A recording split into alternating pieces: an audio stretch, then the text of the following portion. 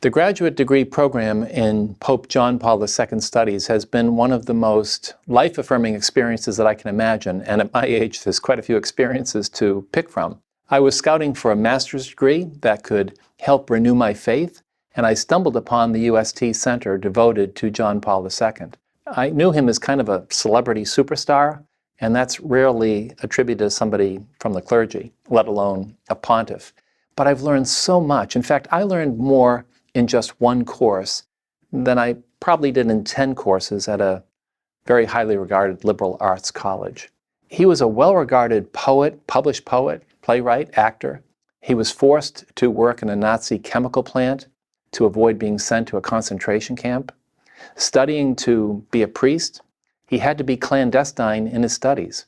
And when eventually ordained and saying Mass in his beloved Poland, he often had to do so in the homes of friends with the living room shades drawn or risk arrest. He loved the outdoors. He was a skier, a hiker. He loved going kayaking, and he would actually often turn over his kayak and use that as an altar when he was with friends saying Mass in the woods.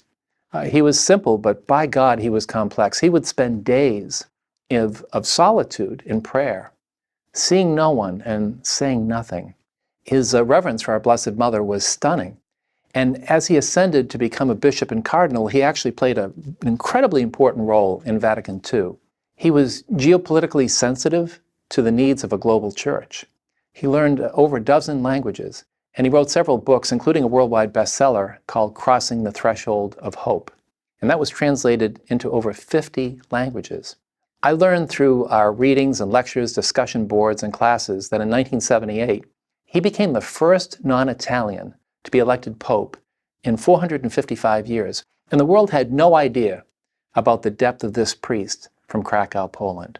In fact, his first message on the balcony of the Vatican were the words, "Be not afraid." And that's how he lived his papacy. He directly challenged communist leaders in Poland and Germany to break down walls and to allow freedom of speech and of press and of movement. And Gorbachev of Russia listened, and Russia restored independence to East Germany, Poland, and beyond. Henry Kissinger actually said John Paul II was the most consequential figure of the 20th century.